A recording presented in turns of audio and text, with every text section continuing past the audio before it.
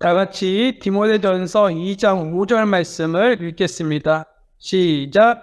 이는 하나님이 계시고 하나님과 사람들 사이에 한 중재자 곧 사람이신 그리스도 예수님이 계시기 때문이라.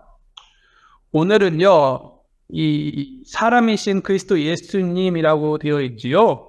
그래서 예수님은 참 사람이십니다 라는 제목으로 말씀을 전하겠습니다. 우리는 3주 전에 예수님이 누구신지에 대해서 함께 살펴본 적이 있었습니다.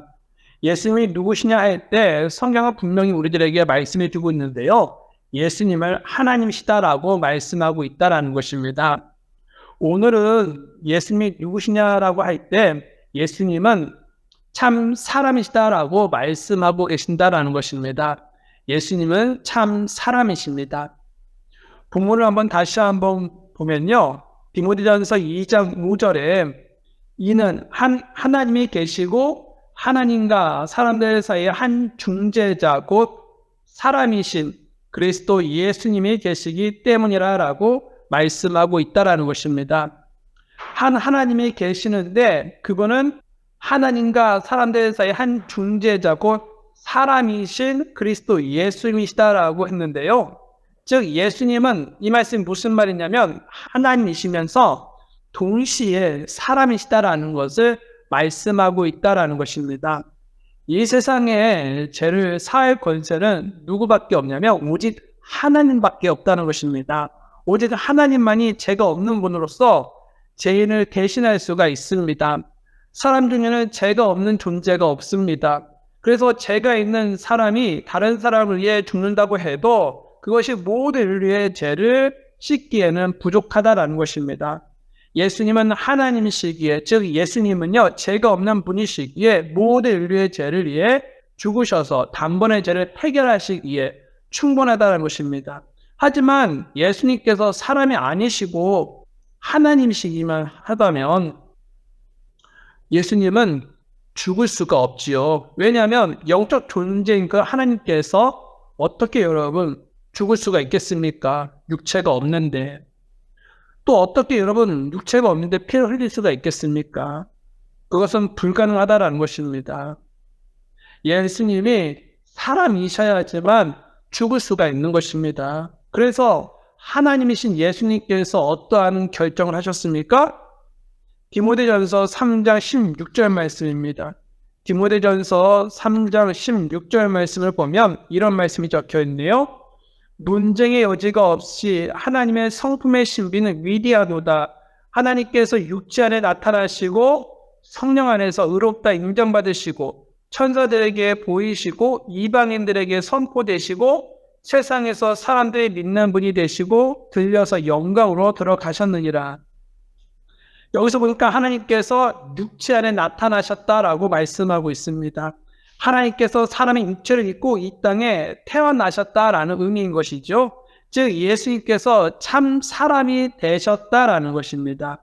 예수님께서 사람이 아니시고 하나님이시면 육체가 없기 때문에 죽을 수가 없다는 것입니다. 그래서 예수님께서 하셨던 것은 바로 하나님이신 예수님께서 사람이 되셨다라는 것입니다.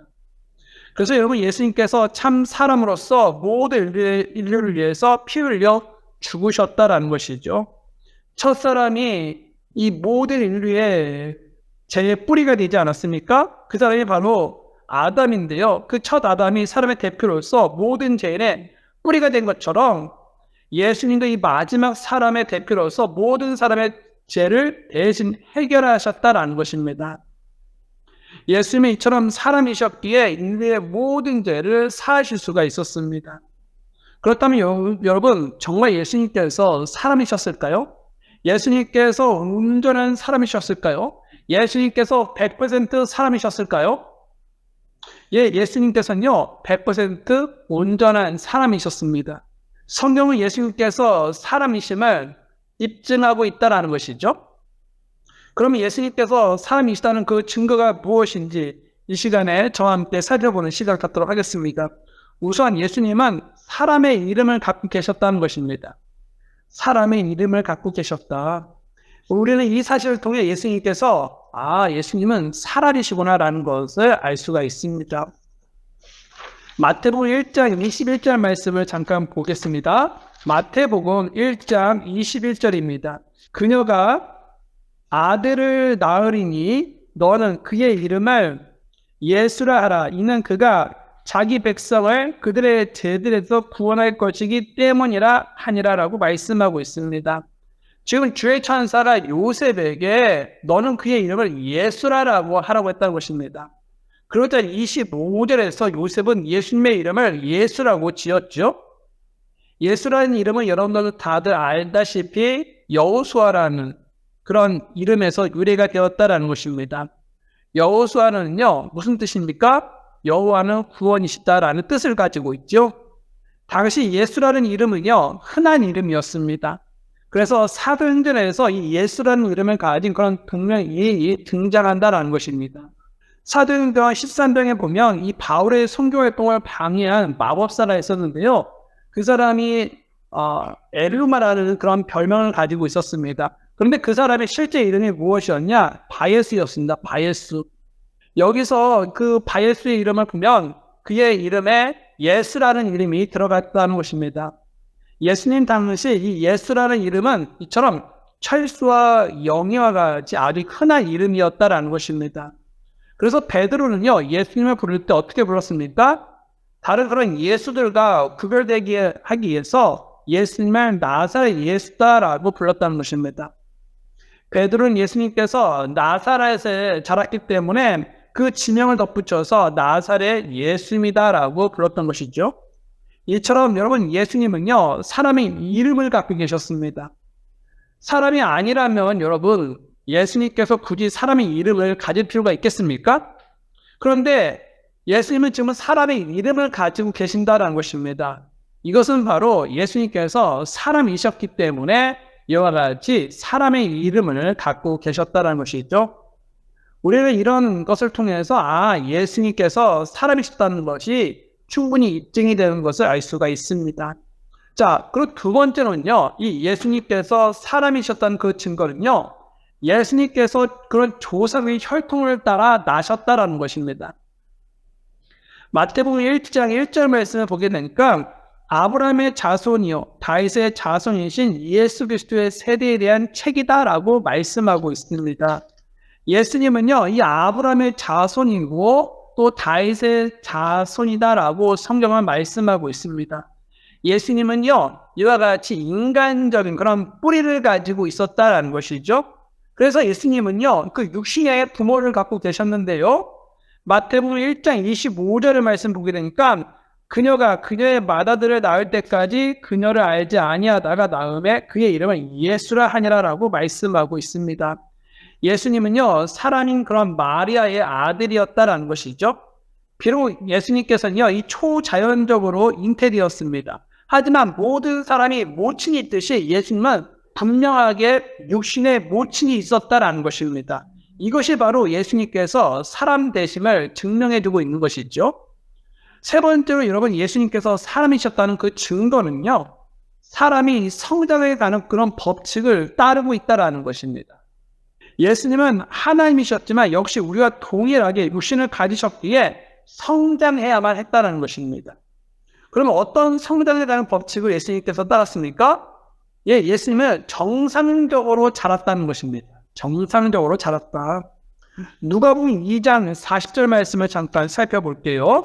누가복음 2장 40절 말씀입니다. 아이가 자라면서 영이 강하게 되고 지혜가 충만하였으며 하나님의 은혜가 그 위에 있더라. 예수님은요, 특별하게 자라지 않고 정상적으로 자랐다는 것입니다. 예수님은요, 어느 날 갑자기 어른처럼 키가 큰 것이 아니었다는 것입니다. 또 예수님은 어느 날 갑자기 어른처럼 지혜를 가진 것이 아니었다는 것입니다. 예수님은 다른 아이들과 비슷하게 키와 지혜가 자랐다는 것입니다. 그래서 여러분 52절을 보면요, 예수님께서 지혜와 키가 자라면서 하나님과 사람에게 더욱 호의를 입으셨더라라고 말씀하고 있습니다. 예수님은요, 키와 지혜가 자라면서 육신의 그런 성장 과정을 거쳐 보통 사람처럼 성인이 되셨다라는 것이죠. 우리도 여러분 지혜와 키가 자라면서 어른이 되지 않았습니까? 예수님도 마찬가지입니다. 예수님도 그런 성장 과정을 거쳤다는 것이죠. 그래서 예수님은요, 이런 성장 과정을 통해 예수님께서 혈과 육을 가진 그런 보통 사람이셨음을 알 수가 있다는 것입니다.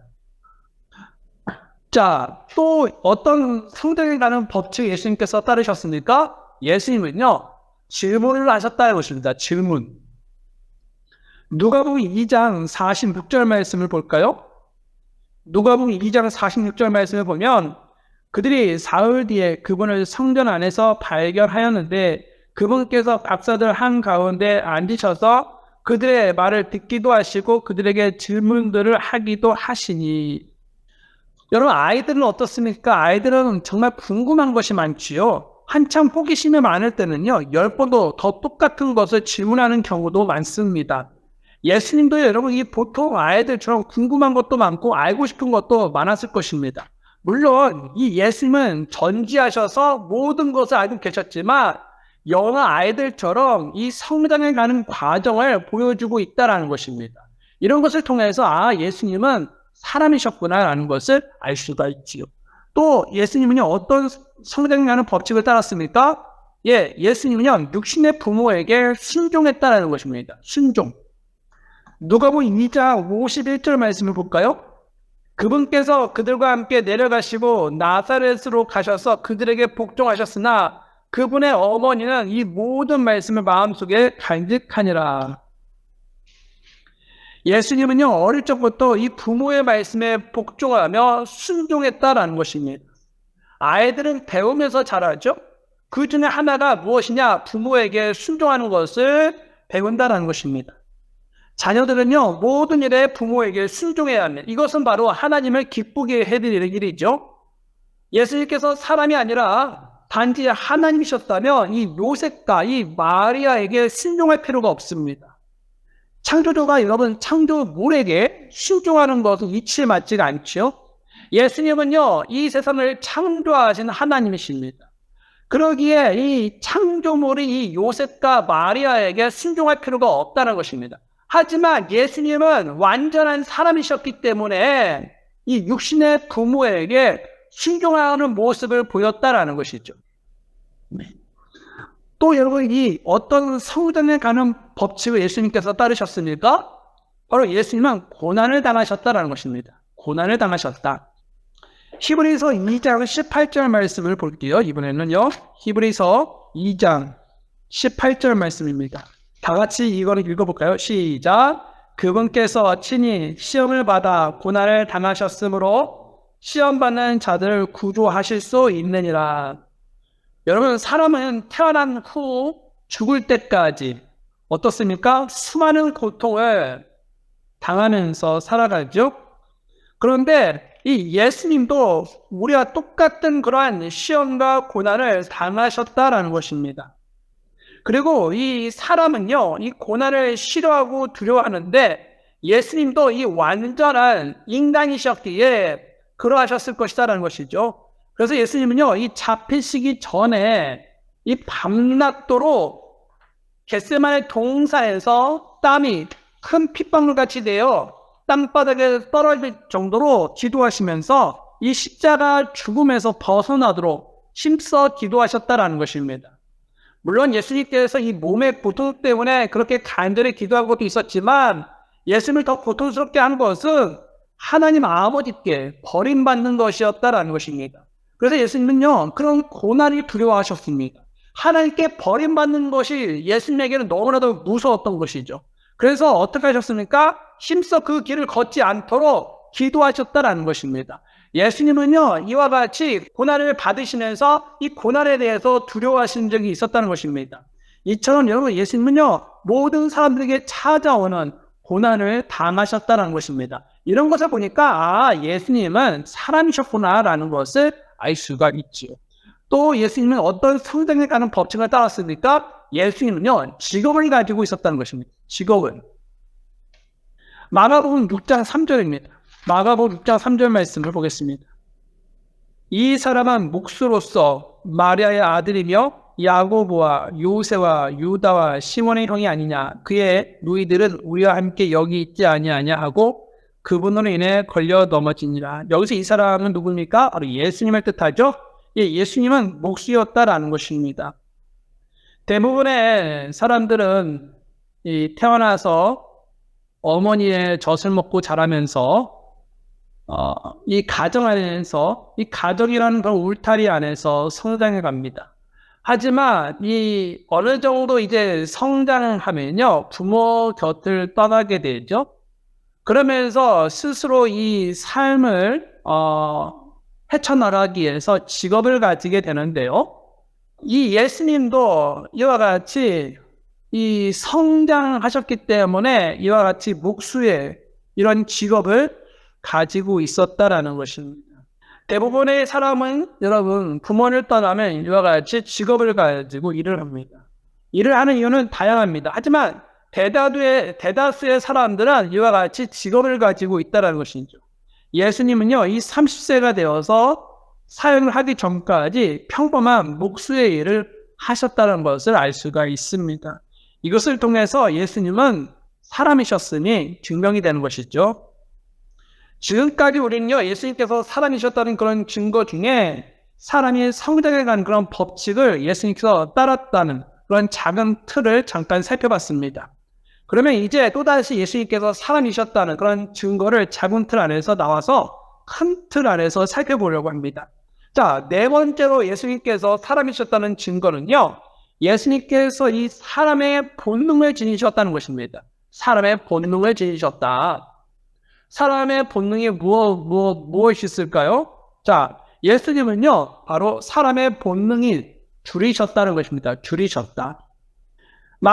마태복음 4장 2절 말씀입니다. 밤낮으로 40일 동안 금식하신 뒤에 줄이시니라. 지금 예수님께서 밤낮으로 40일을 동안 금식하신 뒤에 줄이셨다는 것이죠.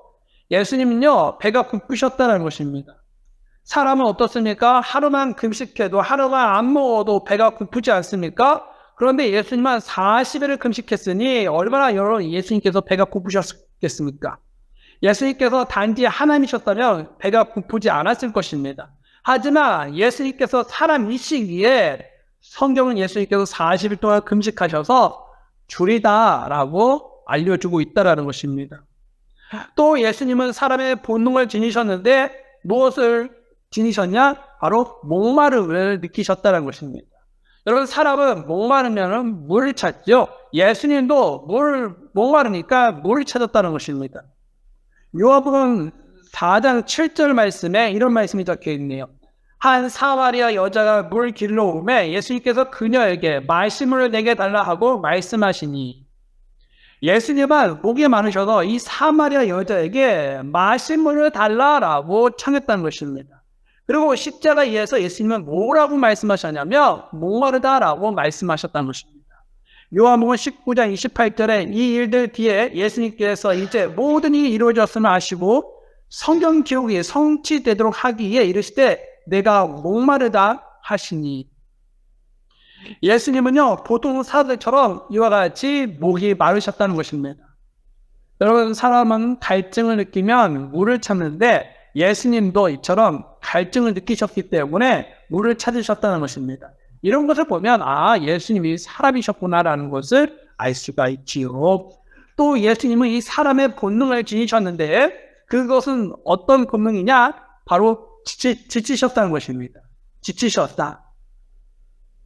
요한복음 4장 6절 말씀을 보면요.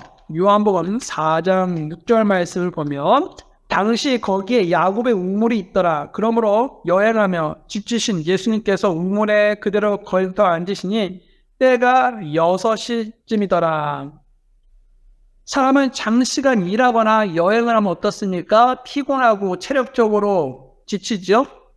네, 다운이 된다는 것입니다. 예수님도 사람이시기에 여행으로 지치셨다는 것이죠. 그래서 예수님은 우물에 그대로 걸터 앉으셔서 쉬셨다는 것입니다.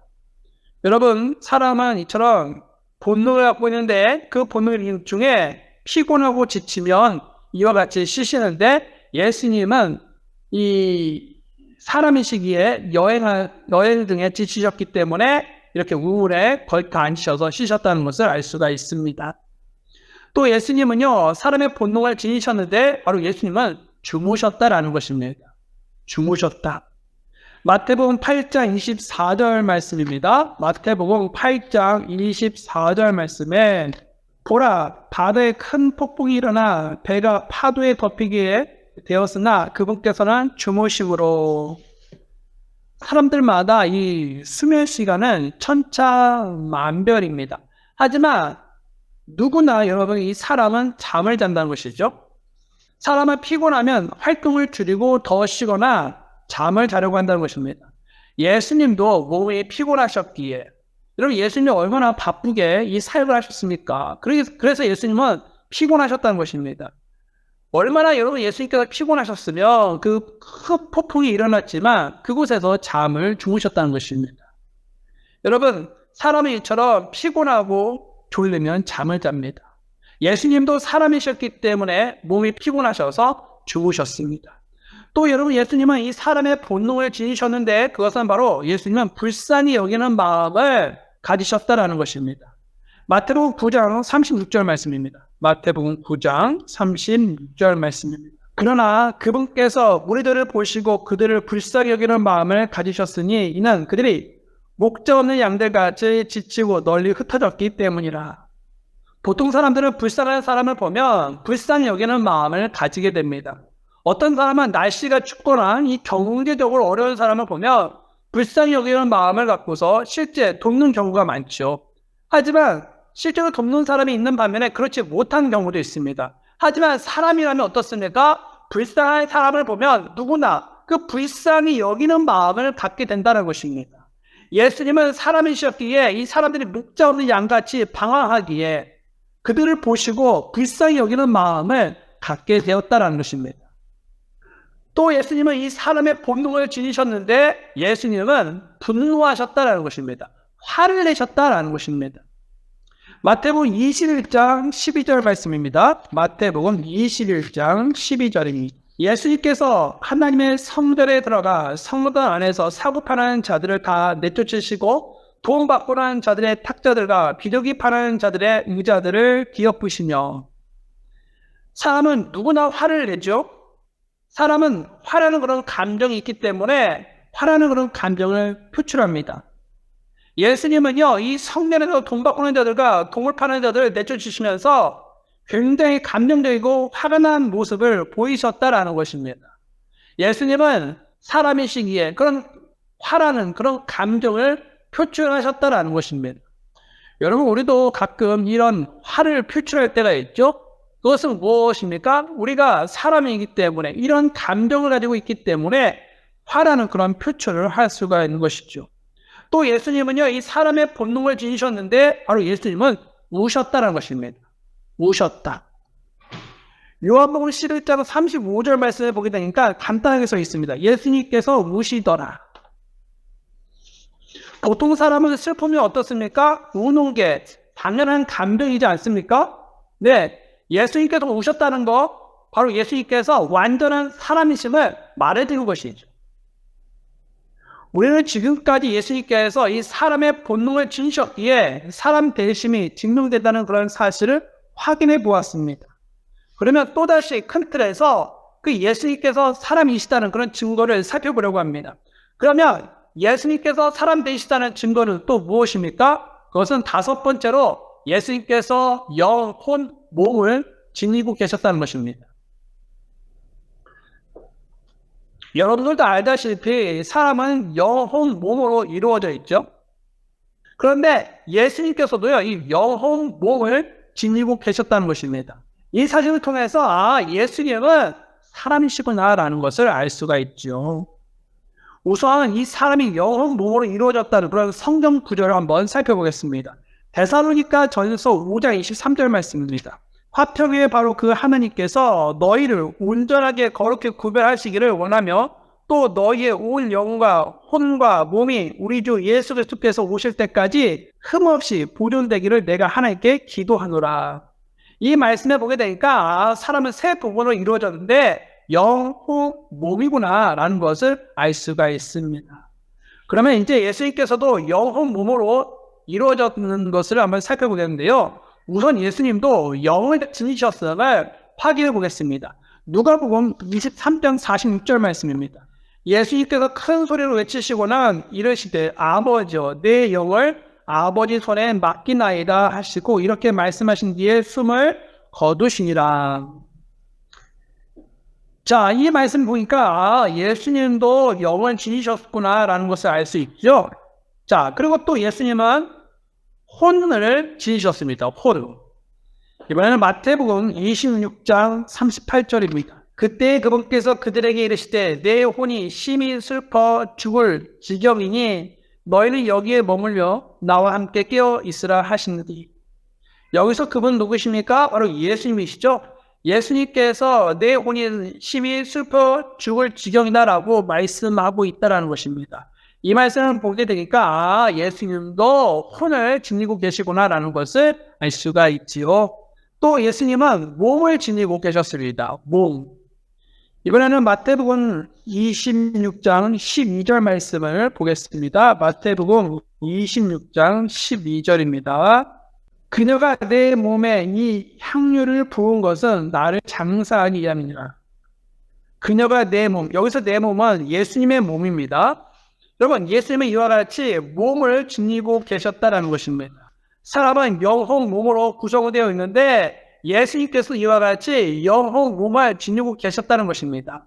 이 사실을 통해 예수님은 완전한 사람이셨구나라는 것을 알 수가 있죠. 이제 우리는 마지막으로 그 예수님께서 사람이셨다는 그 사실을 예수님의 죽음을 통해 알 수가 있다는 것을 이 시간에 말씀드립니다. 여러분, 히브리서 9장 27절 말씀을 보면 이런 말씀이 적혀 있어요. 한 번 죽는 것은 사람들에게 정해진 것이요 이것 뒤에는 심판이 있나니라고 말씀하고 있습니다. 여러분, 사람은 어떻습니까? 한 번 태어나면 반드시 죽죠. 예수님께서도요, 이 사람이시기에 이 법칙을 따랐다는 것입니다. 예수님은요, 이 갈보리 십자가 위에서 못 박혀 피 흘려 죽으셨죠? 이와 같이 예수님은 죽으셨습니다. 여러분, 죽음은 예수님께서 사람 되심을 가장 잘 증명해 주고 있다는 것입니다. 여러분, 성경은 예수님께서 참 하나님이시자 참 사람이심을 가르치고 있습니다. 예수님은 절반은 하나님이시고 절반은 사람이신 그런 반신반의의 존재가 아니라 100% 하나님이시고 100% 사람이시다라는 것입니다. 하나님의 특성을 신성이라고 하고 사람으로서의 특성을 인성이라고 부릅니다. 예수님이라는 그런 한 존재 안에 이와 같이 인성과 신성이라는 그런 양성이 존재한다는 것입니다. 한 인격체가 이 두 개의 그런 양성을 갖는다는 것은 인간의 이성을 초월하는 그런 개념이 있죠. 이것을 이해하기가 어렵습니다. 하지만 우리는 성경이 우리 이성을 초월하는 그런 가르침을 제시할 때 우리의 그런 부족한 머리로 그것을 이해하려고 들면요. 어떻습니까? 머리만 아프죠. 이해가 도저히 안 되죠. 그래서 우리는요. 우리 머리로 이해되지 않는 부분을 성령이 말씀하실 때는요. 그저 겸허히 그것을 수용하고 받아들이고 믿으면 되는 것입니다. 물론 여러분 무턱대고 믿으라는 얘기가 아닙니다. 사람의 논리가 아닌 성경이 뭐라고 말하고 있는가가 그렇게 하는 그런 논리로 우리는 믿으라는 것입니다. 성경이 그렇게 말씀하셨다면 그것을 논리로 가지고 믿으라는 것이죠. 그래서 성경이 말씀하신 대로 우리는요 믿으면 되는 것입니다. 여러분, 예수님은요 완전한 사람이시고 완전한 하나님이십니다. 두 그 양성을 갖고 계시지만 그것이 사실이라는 것입니다. 예수님은 인성과 신성을 갖고 계시는 그러한 분이시다라는 것이죠. 여러분, 물과 기름이 결합될 수가 없습니다. 그렇듯이 여러분 거룩하신 하나님과 죄 지은 사람 역시 서로 결합될 수가 없다는 것이죠.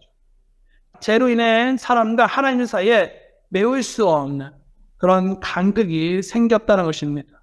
그런데 그 결합될 수 없는 그 간격을 메우기에 예수님께서 어떻게 하셨습니까?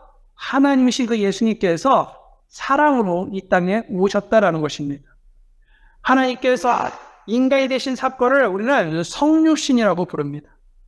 예수님은 인성을 가지셨기에 한 손으로는 죄인된 인간의 손을 잡을 수가 있었고, 신성을 예수님께서 가지셨기에 다른 한 손으로 죄 없으신 그 하나님의 손을 잡을 수가 있었습니다.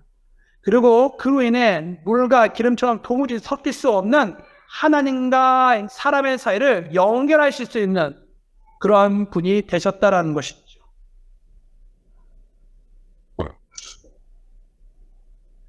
예수님은요, 하나님이시면서 동시에 사람이시기에 하나님과 우리 사이를 화해케 하셨습니다. 그래서 우리는요, 예수님의 이러한 위대한 일을 찬양해야 하는 것입니다. 그리고 감사하는 성도가 되어야 하는 것입니다. 또한 주님의 화해를 경험한 우리는요, 우리가 그런 화해라는 그런 은혜의 경험에 대한 감격적 응답으로 화해하는 그런 삶을 살아야 한다라는 것입니다. 여러분, 본문을 보세요. 디모데전서 2장 5절 말씀을 보십시오. 디모데전서 2장 5절 말씀. 예수님은 하나님과 사람들 사이의 한 중재자가 되신다라고 말씀하고 있습니다. 여러분, 예수님께서 하나님과 우리 사이에 화해자가 되셨다는 것입니다. 그래서 우리는요, 하나님 앞에 나아갈 수 있는 자가 되었습니다. 죄인이었던 우리가요, 어떻게 감히 하나님이신 그 거룩하신 분에게 나아갈 수가 있겠습니까? 그 중재자이신 그 예수님으로 인해 우리가 그러한 복을 얻었다는 것입니다. 그렇기 때문에 우리는요, 가만히 있을 수가 없는 것입니다. 주님 앞에 그런 큰 은혜를 받았다면 주님을 크게 찬양하고 주님 앞에 그런 은혜에 대해서 감사를 표현하는 삶을 살아야 한다는 것입니다.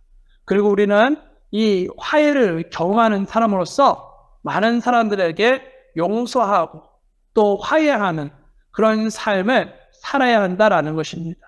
이것이 주님께서 이 땅에 사람이 되신 이유이다라는 것입니다. 여러분, 하나님께서 사람이 되셨다는 것 굉장한 은혜인 것입니다. 하나님께서 사람이 되신 것, 우리는 그것을 대수롭게 생각해서는 안 됩니다. 굉장한 것입니다. 위대한 일입니다. 그렇기 때문에 그러한 은혜를 기억하시면서 늘 주님을 찬양하는, 늘 그러한 은혜에 대해서 감사하는 성도들이 되어서 불만 불평이 아닌 이 땅에서 항상 기뻐하고 감사하고 찬양하면서 주님을 기쁘시게 드릴 수 있는 성도들이 되었으면 좋겠습니다. 자리에서 일어나겠습니다.